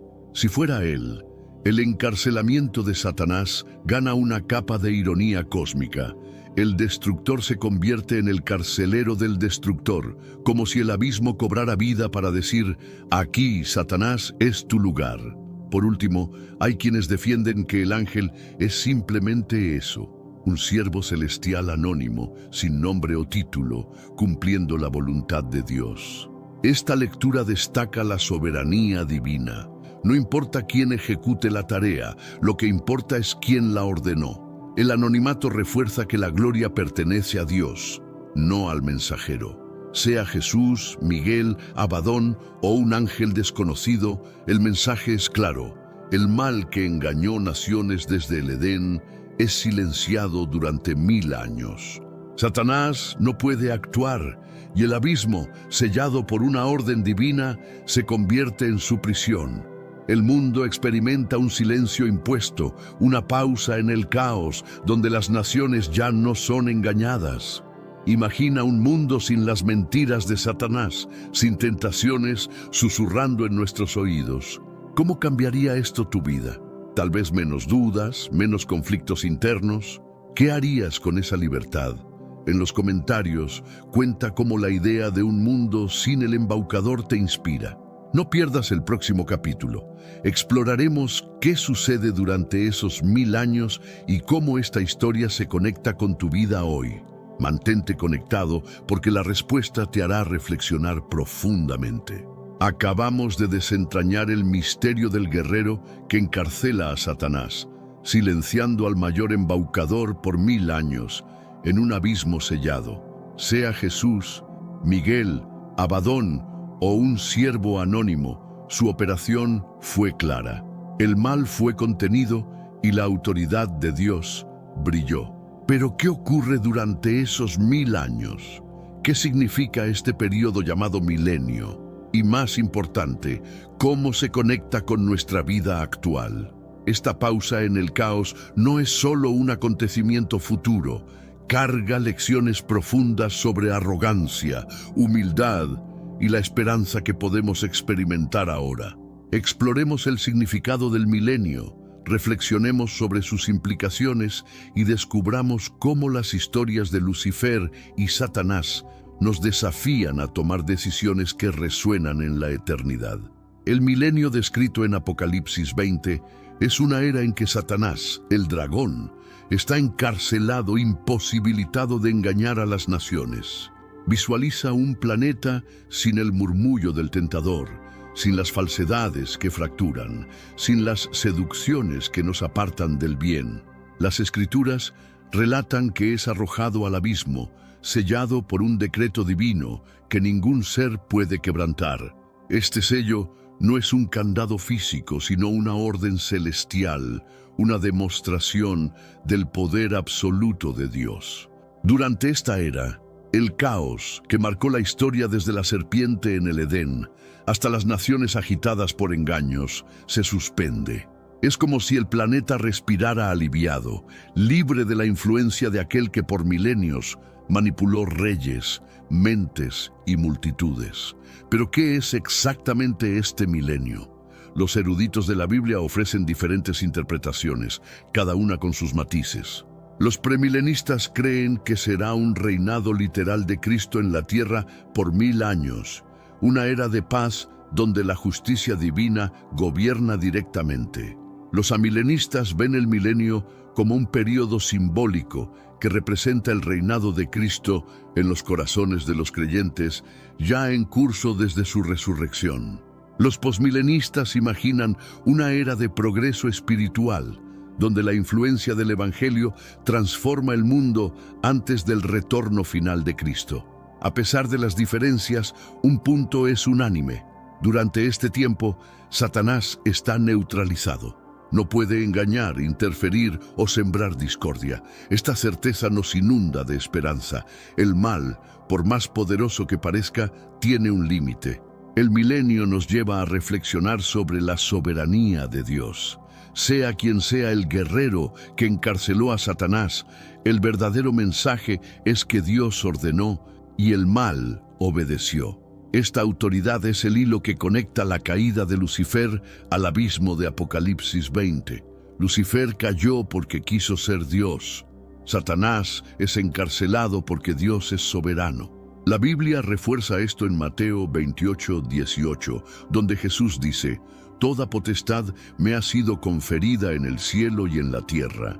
Desde la creación hasta el fin de los tiempos, nada escapa a su gobierno». La arrogancia de Lucifer fue aplastada y la rebelión de Satanás fue silenciada.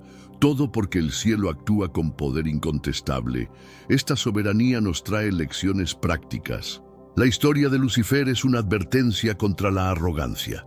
Proverbios 16:18 nos advierte: «Antes del quebrantamiento está la soberbia, y antes de la caída, la altivez de espíritu».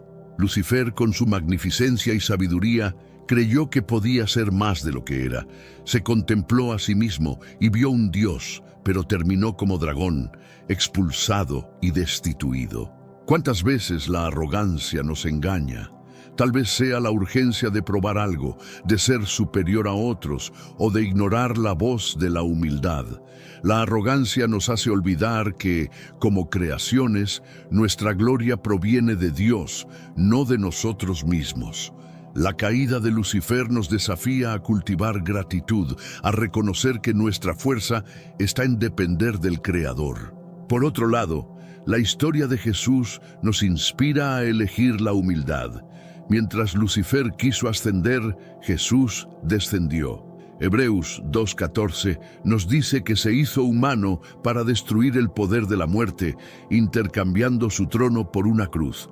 Este contraste es extraordinario. El ángel que buscó exaltación cayó. El Hijo de Dios que se humilló nos elevó. La humildad de Jesús no es debilidad, es la fuerza que vence el mal. Cuando elegimos humildad, perdonar, servir, escuchar, seguimos el camino de Cristo que transforma corazones y restaura vidas. El encarcelamiento de Satanás refuerza esta verdad. El mal puede rugir, pero la humildad sostenida por Dios siempre triunfa. El milenio también nos ofrece esperanza. Saber que Satanás será silenciado nos recuerda que el mal no es eterno. Las luchas que enfrentamos, dudas, tentaciones, injusticias, tienen un final. Dios está escribiendo la historia y el último capítulo le pertenece. Esta esperanza no es solo para el futuro, nos sostiene hoy.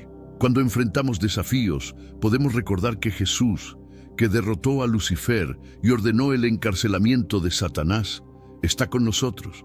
Nos invita a vivir en la luz, a elegir el amor en vez de la arrogancia, la confianza en vez del temor. Romanos 8:37 nos asegura: antes, en todas estas cosas, somos más que vencedores por medio de aquel que nos amó. Detengámonos un instante. Imagina saber que el mal será silenciado y que Dios está en control. ¿No te llena esto de esperanza? ¿Cómo impacta esta promesa tu fe hoy? Tal vez sea la fuerza para enfrentar un desafío o el valor para elegir la humildad. En los comentarios comparte qué significa para ti la idea del milenio, un tiempo sin el embaucador.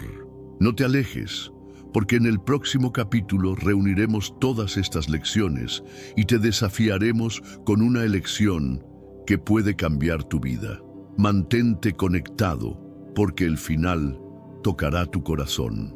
Las historias de Lucifer y del guerrero misterioso nos confrontan con una decisión. ¿De qué lado estamos? La arrogancia de Lucifer nos conduce a la destrucción, como vimos en su caída, transformado en demonio que esparce tinieblas. Pero Jesús nos llama a la redención, a la humildad, a la vida. Nos ofrece libertad, pero la decisión es nuestra. Cada elección que hacemos, perdonar o guardar rencor, servir o buscar gloria, resuena en la eternidad. El encarcelamiento de Satanás nos demuestra que el mal no tiene la última palabra, Dios la tiene. Él nos invita a vivir de acuerdo con esta verdad, confiando en su amor, viviendo en su luz. La batalla cósmica no ha terminado, pero la victoria ya está garantizada por aquel que descendió, venció y reina para siempre. Acabamos de explorar el milenio, un tiempo en que el mal es silenciado, y vimos cómo las historias de Lucifer y del guerrero misterioso nos desafían a elegir entre arrogancia y humildad. Desde el firmamento conmocionado por la rebelión de Lucifer hasta el abismo que encarcela a Satanás, una verdad resuena: Dios está en control. La caída del ángel más magnífico nos alerta sobre el peligro de la arrogancia, mientras que la victoria de Jesús, que descendió en amor para salvarnos, nos inunda de esperanza. El guerrero de Apocalipsis 20, sea Jesús, Miguel, Abadón o un siervo anónimo, cumple la voluntad divina, demostrando que el mal, por más feroz, no tiene la última palabra.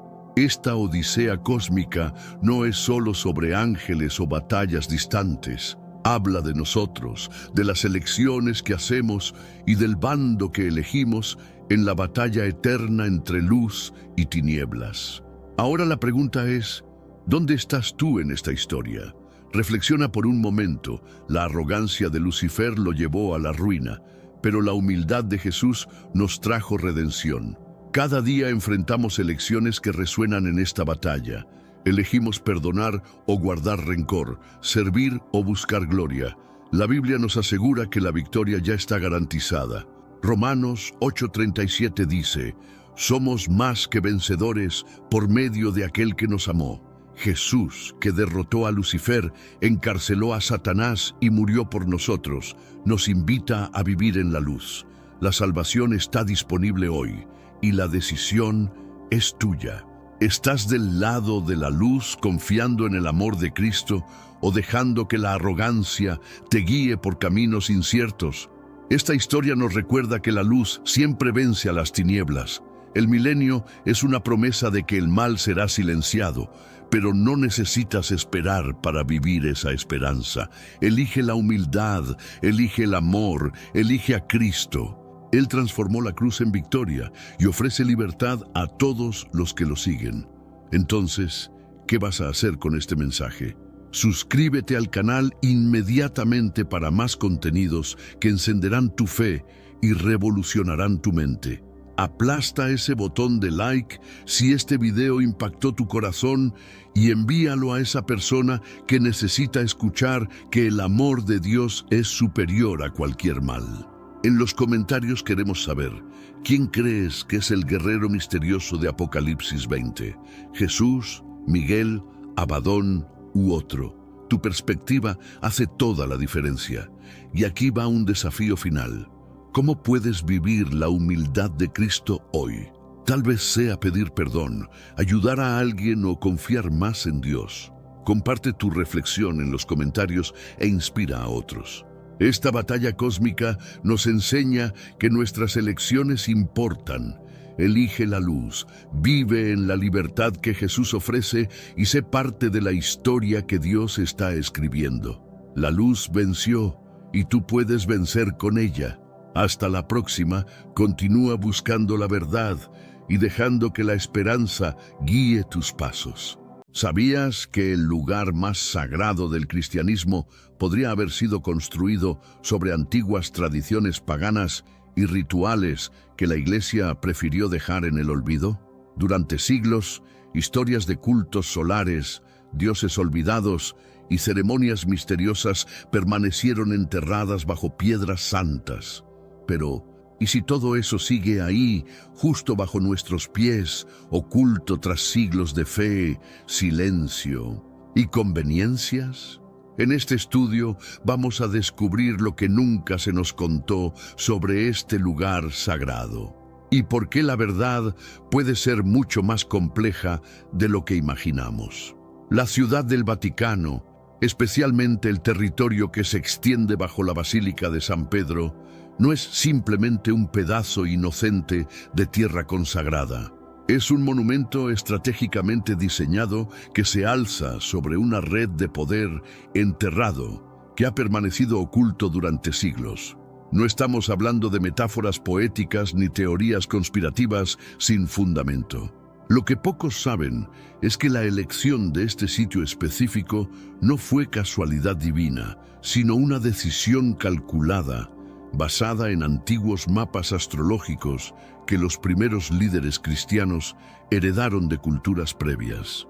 Documentos encontrados en los archivos de Constantinopla revelan que el emperador Constantino consultó a astrólogos persas antes de autorizar la construcción, siguiendo lineamientos que correspondían exactamente con sitios de poder utilizados por cultos mistéricos durante más de 1000 años antes del nacimiento de Cristo.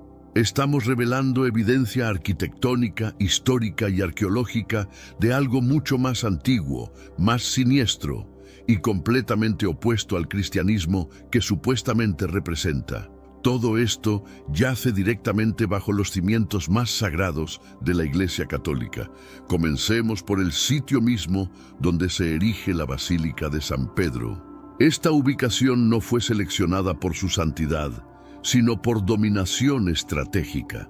Antes de que el cristianismo pusiera sus manos ensangrentadas sobre este territorio, aquí se extendía una necrópolis masiva, una auténtica ciudad de los muertos, repleta de tumbas, sepulcros paganos y rituales funerarios imperiales.